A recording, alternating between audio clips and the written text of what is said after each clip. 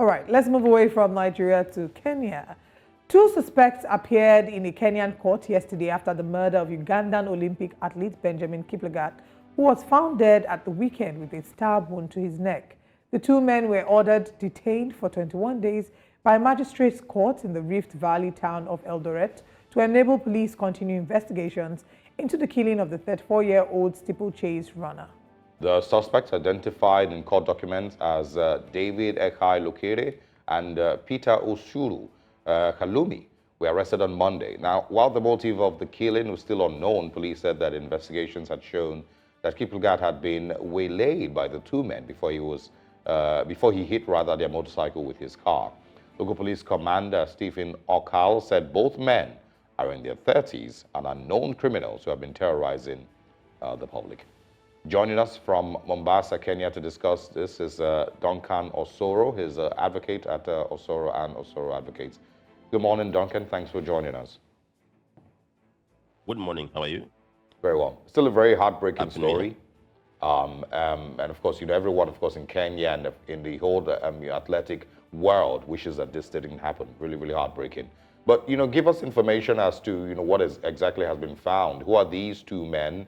And is it likely that this was just an unfortunate, maybe a robbery that ended this way? Yes. What we do not know is that, or what we know is that we have just the names of the suspects who are in custody. The problem is we do not have their history, but then we understand that the deceased is a Kenyan-born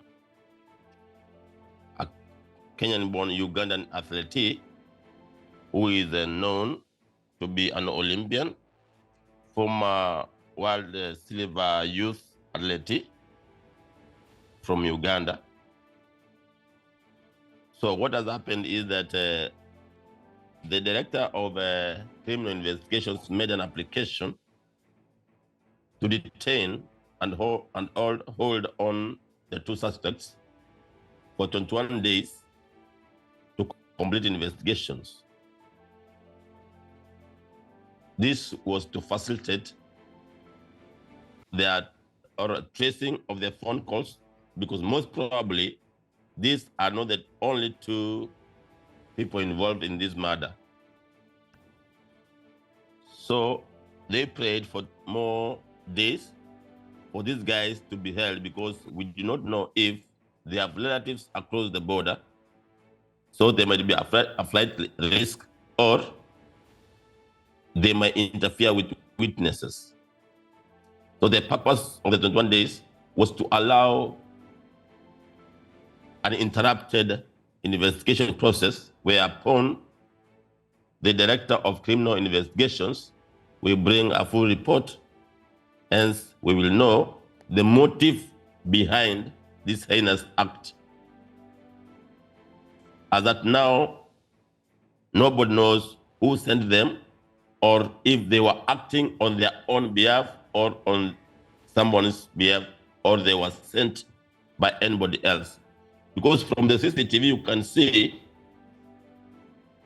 the deceased moving out or driving out of the compound, and then a few minutes later, there was a white car following behind it.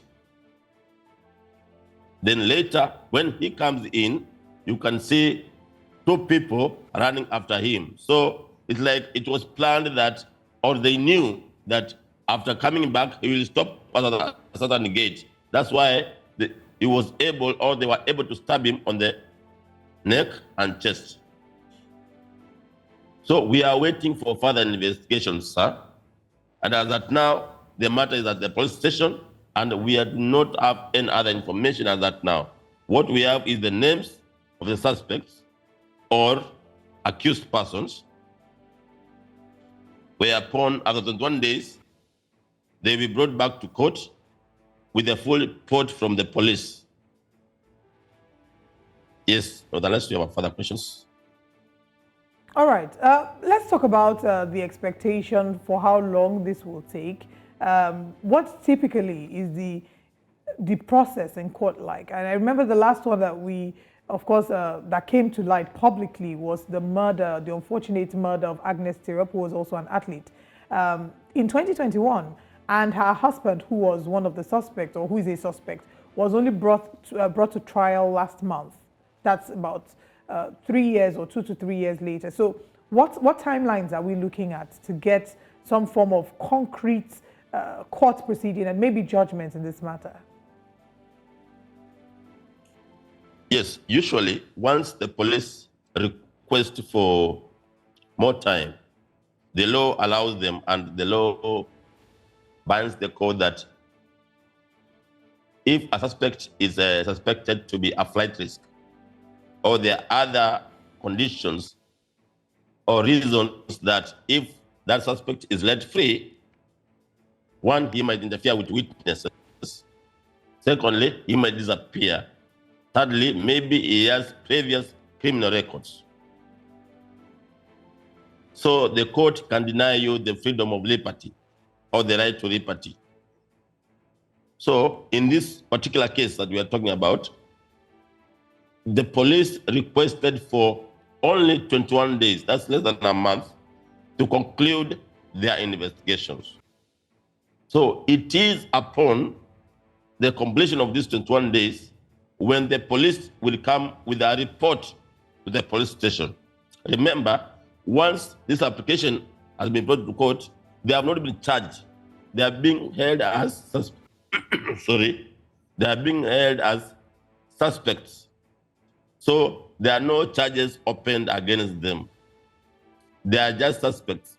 So the police are requesting, we have these two suspects based on the CCTV and the evidence we have found. But then there might be other suspects or people involved.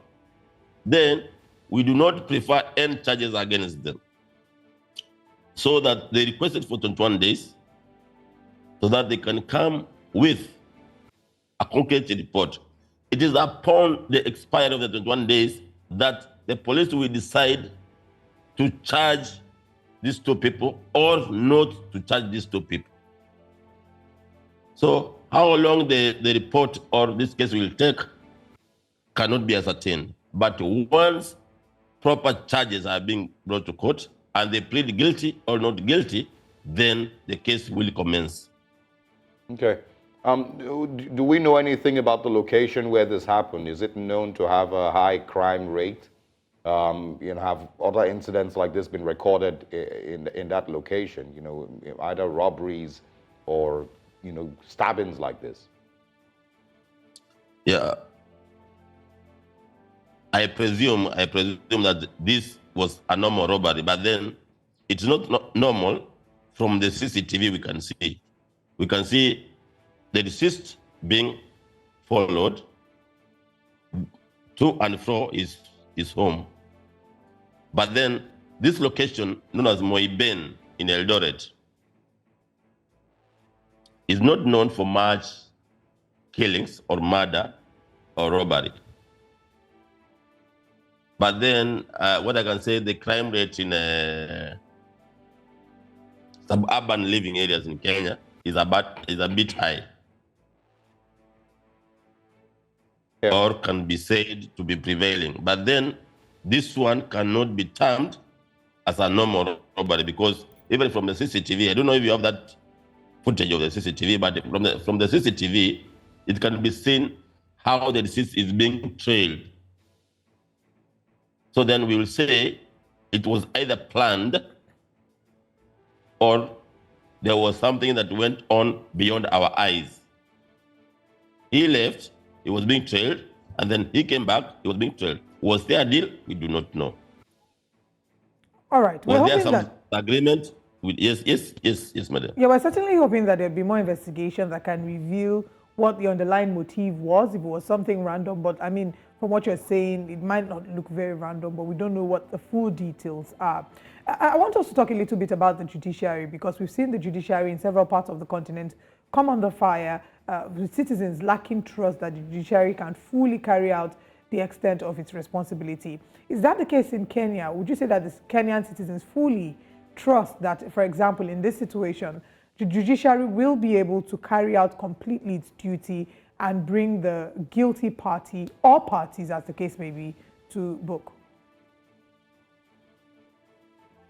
Yes, madam. As an advocate of the High Court of Kenya, first I can say I have full confidence in the judiciary system. What we know about the judiciary or the judges or the magistrates is that they are the fact finders. They deal with the evidence produced before them to make a judgment or a proper ruling. Most of the times, people have accused the judiciary of being corrupt. But then if there's one individual or there's one rotten egg, then we cannot say the whole tray is rotten. We have to accept that there might be some, like the recent case where a High Court judge was suspended and later found guilty. But then we cannot say all the judges of the High Court of Kenya are corrupt or can be bribed. So, as that now, most, or I can say 80% of us advocates in Kenya have faith in the judiciary. So long as the investigative authorities, that's the DCI, that's maybe criminal investigations department, then we have the anti-corruption department, we have the asset recovery. If they bring content evidence, and I, as a defense advocate, find it that the evidence is overwhelming against my client, then I cannot say the judiciary is corrupt.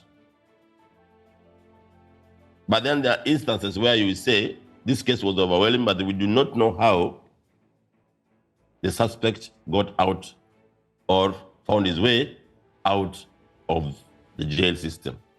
All right. Duncan, of course, we'll follow up and see how this turns out. Our hearts go out to Kiplagat's family and, of course, to the Kenyan athletic community. We hope that, of course, they're able to bear this very, very painful loss.